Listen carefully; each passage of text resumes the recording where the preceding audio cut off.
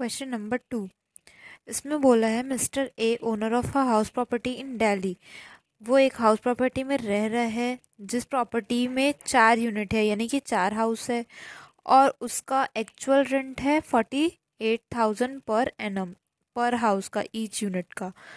और standard rent बता दिया है 2,20,000। म्युनिसिपल वैल्यूएशन बताया है 165। और सिमिलर प्रॉपर्टी यानी कि ये है फेयर रेंट, तो वो बताया है 2 लाख। म्युनिसिपल टैक्स पेड बता दिया है 35,000। तो इसका सॉल्यूशन होगा, तो क्वेश्चन नंबर 2 में म्युनिसिपल वैल्यूएशन बताया था 165,000 और फेयर रेंट बता दिया था 2 लाख। इसमें से जो हायर अमाउंट होगा, विच एवर इज हायर, तो इसमें हम हायर है 2 लाख, तो हम उसको लेंगे। स्टैंडर्ड रेंट 220 बताया था, 2,20,000। इसमें से जो लोअर होगा, विच एवर इज लोअर, तो 2 लाख लोअर है, तो इसको हम एक्सपेक्टेड रेंट मानेंगे। अब एक्चुअल रेंट से उसमें बता दिया था 48,000 और 4 यूनिट है बोला था, तो 4 मकान थे, इसलिए 48,000 इंटू 4 किए तो 1,92,000 आया। अब इसमें से जो हायर अमाउंट है उसको लेंगे तो वो है 2 लाख, तो ये हमारा ग्रॉस एनुअल वैल्यू आ गया। अब ग्रॉस एनुअल वैल्यू में से म्युनिसिपल टैक्स माइनस करेंगे जो 35,000 था, तो हमारा एनुअल वैल्यू 1,65,000 आ जाएगा। क्वेश्चन नंबर 3, इसमें म्युनिसिपल वैल्यू, पहले तो इसमें 4 यूनिट दिया हुआ है, ए, बी और सी और डी। म्युनिसिपल वैल्यू इसमें 60,000, 48,000, 36,000 और 96,000 दिया हुआ है। फेयर रेंट और एक्चुअल रेंट, स्टैंडर्ड रेंट और म्युनिसिपल टैक्स पे दिया हुआ है। तो इसमें सॉल्यूशन डायरेक्ट इसके वैल्यू रखते जाएंगे और निकाल लेंगे। इसमें 4 कॉलम बनेंगे, एक अमाउंट ऑफ ए का, एक अमाउंट ऑफ बी का, और एक अमाउंट ऑफ सी और एक amount of D. Municipal value इसमें 60,000 दिया था, इसमें 48, इसमें 36 और इसमें 96।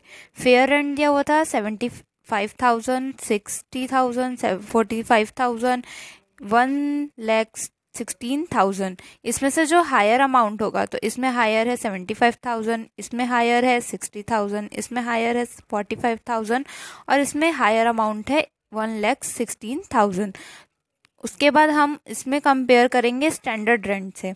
स्टैंडर्ड रेंट इसमें कुछ भी नहीं दिया था, इसलिए डायरेक्ट हम ये अमाउंट नीचे उतार देंगे। इसमें स्टैंडर्ड रेंट 72,000 दिया था, तो लोअर अमाउंट इसमें है 60,000, इसलिए 60,000 नीचे उतारे। इसमें 42,000 दिया हुआ था स्टैंडर्ड रेंट, और इसमें 42 जो है वो लोअर अमाउंट है, इसलिए ये नीचे उतारे।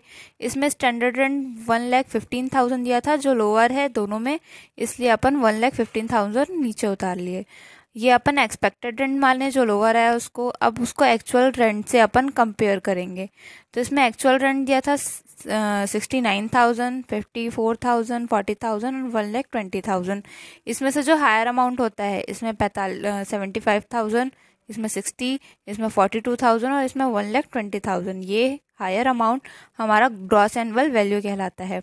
अब इसमें हम म्युनिसिपल टैक्स पेड जो क्वेश्चन में बताया था 6,000, 48,000, 36,000 और 96,000, वो माइनस कर देंगे, तो हमारा एनुअल वैल्यू आ जाएगा 69,000, 55,200 और 38,400, 1,10,400।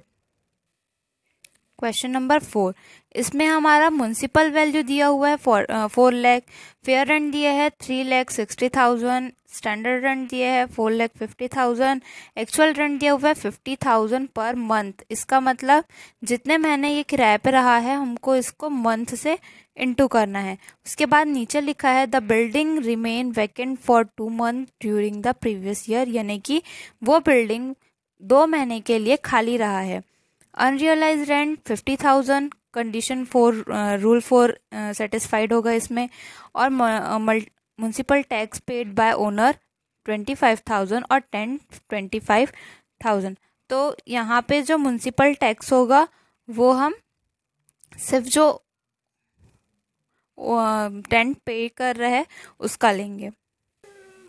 और क्योंकि यहाँ पे बोला है कि हाउस 2 महीने के लिए खाली था, तो जब भी हाउस 2 महीने के लिए खाली होता है और अगर एक्चुअल रेंट एक्सपेक्टेड रेंट से कम आता है, तो हमको प्रोपोर्शनेट ईआर निकालना पड़ता है। तो उसका कैलकुलेशन, अब म्युनिसिपल टैक्स हमको दिया था 4 लाख, फेयर रेंट दिया था 3,60,000, इसमें से हायर है 4 लाख इसलिए 4 लाख लिए। अब स्टैंडर्ड रेंट दिया हुआ था 4,50,000, इसमें से लोअर है 4 लाख इसलिए 4 लाख लिए। ये हमारा आ गया एक्सपेक्टेड रेंट। एक्चुअल रेंट से 50,000 दिया था और वो 2 महीने खाली है बोला था, इसका मतलब वो 10 महीने तक वहाँ किराए पे था वो हाउस, तो इसलिए हम 50,000 इंटू 10 करेंगे, तो ये आ जाएगा हमारा 5 लाख। अब हमको क्योंकि यहाँ पे एक्चुअल रेंट यहाँ पे दिया हुआ है, अगर एक्चुअल रेंट यहाँ पे दिया हुआ है और हमको प्रोपोर्शनेट ईआर निकालना पड़ेगा, तो प्रोपोर्शनेट ईआर के लिए फॉर्मूला है, प्रोपोर्शनेट ईआर तभी निकाला जाता है जब मकान पूरी तरीके से खाली हो, मतलब मकान में उसका मालिक भी नहीं रह रहा हो।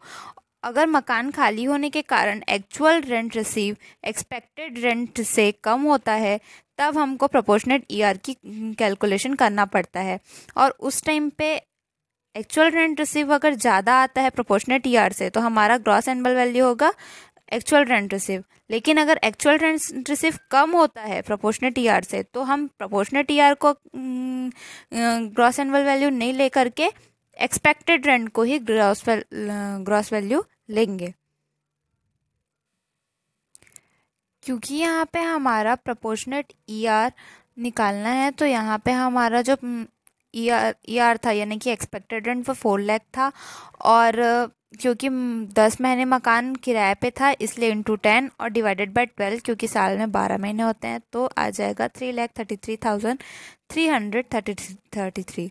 अब यहाँ पे एक्चुअल रेंट हमारा 5 लाख था और प्रोपोर्शनेट ईआर हमारा 3 लाख में आ रहा है, मतलब वो कम है, इसलिए हम ग्रॉस एनुअल वैल्यू में एक्चुअल रेंट रिसीव को लेंगे। तो हमारा एक्चुअल रेंट रिसीव है 5 लाख, तो हम उसी को अपना ग्रॉस एनुअल वैल्यू ले लेंगे। अब उसके बाद म्युनिसिपल टैक्स पेड दिया था 25,000 और अनरियलाइज रेंट दिया था 50,000, तो हम 5 लाख में से 25,000 और 50,000 माइनस कर देंगे, तो आ जाएगा 4,25,000 जो हमारा एनुअल वैल्यू होगा।